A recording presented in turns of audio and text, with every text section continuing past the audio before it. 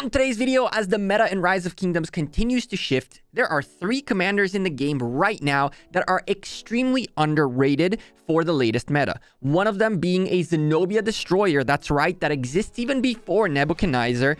Another one is one of the better rallies out there that I don't see many use. And the third one, well, she's as poisonous as she can get. And boy, oh boy, the kinds of support she provides is just unbelievable. So sit back, slap a like on the video, and let's go.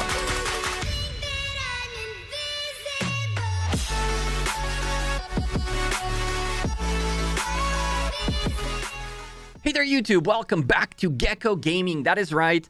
3 commanders in the game right now that folks have been overlooking or not using or haven't been speaking about as much, which have been affecting the meta greatly lately. As a matter of fact, a Zenobia destroyer that's been in the game this whole time, but very few people have figured that one out.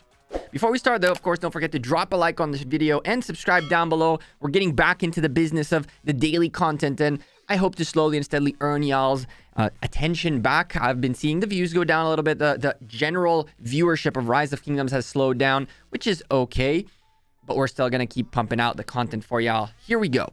So, Tamaris is our first of the 3 underrated commanders. I've been talking about her quite a bit lately because I've been seeing her more and more on the field, providing support to destroy some of the strongest garrisons and rallies and everything, and open field support and everything along the way.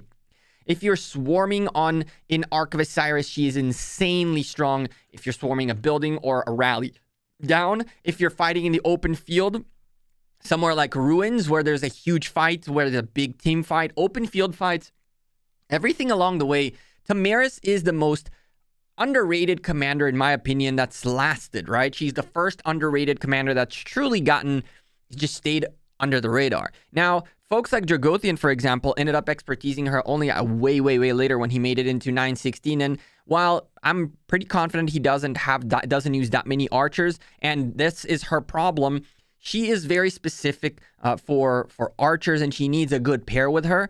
And not everybody has the ability to give her a good pairing. Now, granted, you could pair her with anything really. As a secondary commander, you can pretty much put her even with infantry or cavalry if you really chose to do so.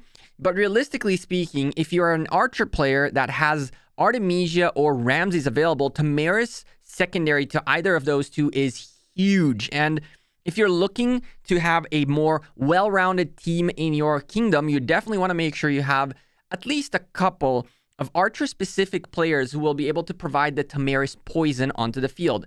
Why is she underrated? Well, she is the only commander that, as of right now, poisons targets. What poison does is, first and foremost, it stacks up all the way to 15 stacks.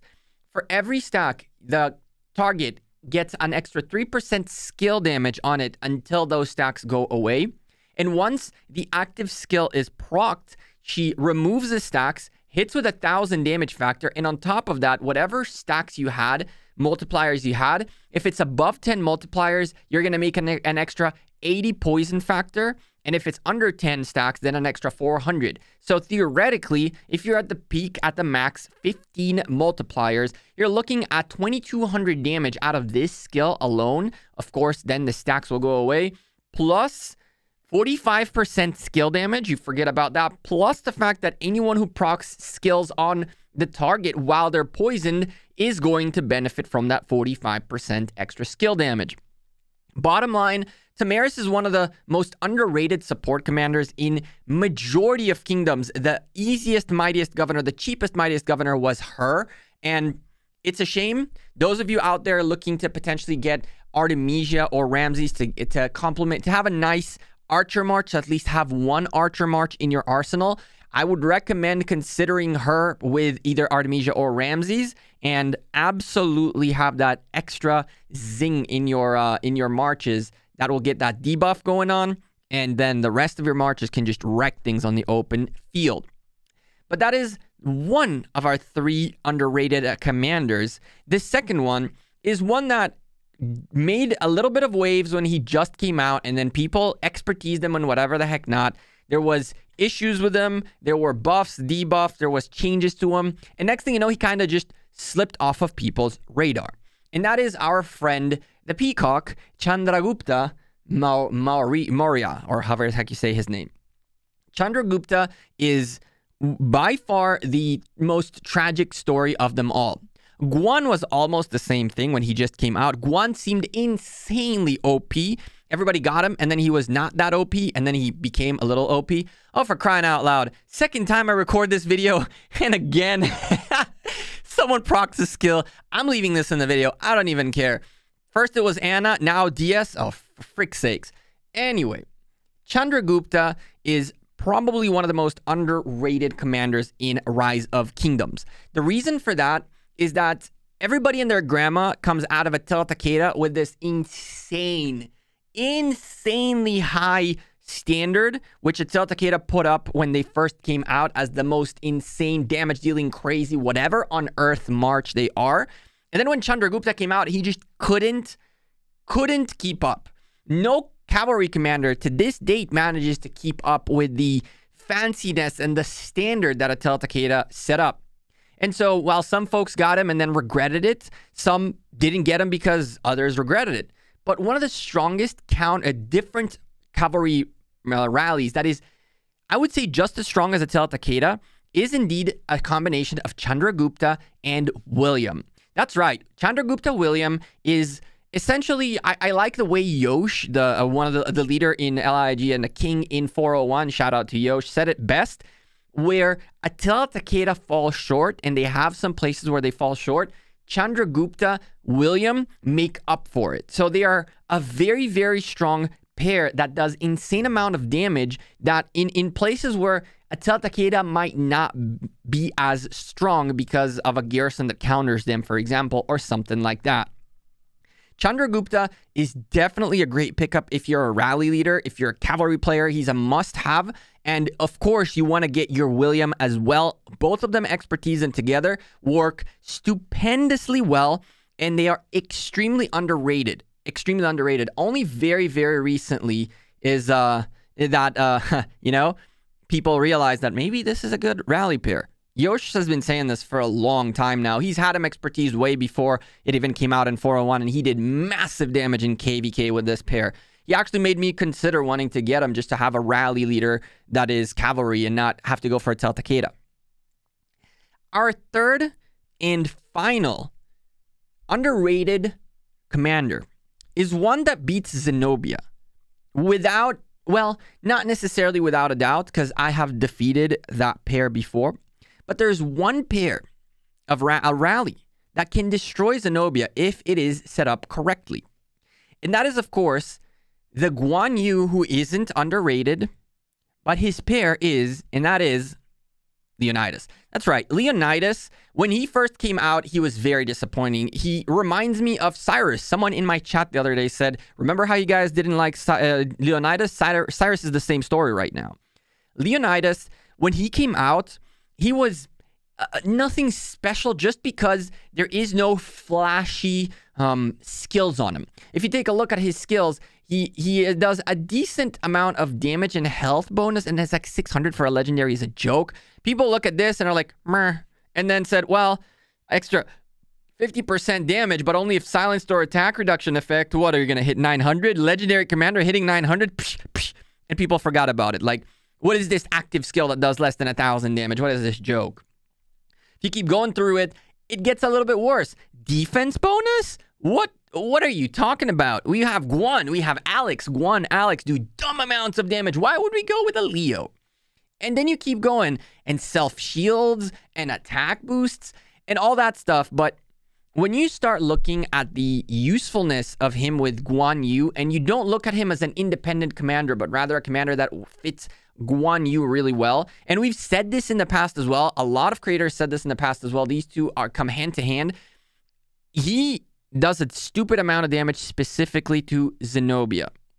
The reason he does a dumb amount of damage to Zenobia, if your Guan Yu has the right talent tree and good gear, is because these two complement each other so well that attack reduction is something that Guan Yu does. And as a result, this will proc further. On top of that, speed of rage gained is one of the most important stats and most underrated stats because this commander is in percentages and not in quantity. Most of the commanders that give you more rage have a number of rage that they give you extra, right? Or per turn or per whatever the heck not. This dude regains at a percent level. Why is this so key? Because if you have any type of rage increasing buffs of any shape or form that affect him, this will take effect too. So for example, there is a brand new accessory that just came out in the egg event a couple of days ago. Well, we did the egg event. We got all... I caved. I ended up going all 184. Yeah, chat, I just couldn't not do it. But if you take a look in here really quickly, 10% chance to grant an extra 50 rage up to 2 nearby allies. So 50 rage, if you give it to a Leonidas that is fully expertised, is not going to be 50 rage, is actually going to be 57 rage, 15% more. And all of these different things that give extra rage are gonna get stronger and stronger. So if we go take a quick peek back at Guan Yu has the skill tree, which means if you go into his talents and you get rejuvenate all the way to the top, add an extra 15% to that. Add an extra 15% to this 9. Add an extra 15% in here, and so forth and so on. So Leonidas, Guan Yu Leonidas is the one March I've been teasing you guys a little bit with. I teased you guys a little while back with and forgot to mention altogether. That is the Zenobia trader. It won't necessarily kill the Zenobia, but it'll absolutely trade positively, even if not positive.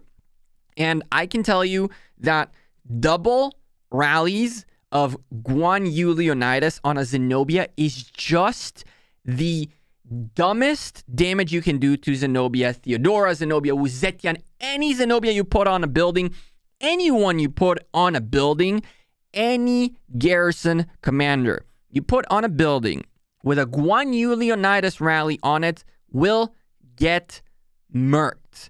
And that is not only because of Guan Yu's stupendous damage, AoE damage, and all that good stuff, but also because of the buffs and extra capabilities that Leonidas brings to the table. He is, in my opinion, the most useful, underrated commander. After that comes, of course, Chandragupta, and from there, Tamaris. These three commanders are commanders you should consider working on. Specifically, if you're a rally leader, you should definitely go for both Leonidas and Chandragupta, depending on which type of rallies you're leading. And yes, at some point, Attila Takeda became... It's still an insane damage dealer, but it's not winning rallies anymore based on most of the latest garrisons. Guan Yu and Leonidas, though, are still putting up a fight. And when you combine a Guan Yu Leonidas or double rally with either another Guan Yu Leonidas or with a Ramses Tamaris, for example, oh my goodness, the amount of damage you're going to be doing to that Zenobia is just going to be crazy. So, what do you think about the three most underrated legendary commanders in Rise of Kingdoms as of right now, in my opinion? Leave me a comment down below and let me know if there's anyone I missed and why is that. I'm Gekko. I'm out of here. Appreciate this kind of video again. Who dropped a like on this video, subscribe down below, and I'll see you tomorrow for one more Rise of Kingdoms video. Take care and have a good one. Peace.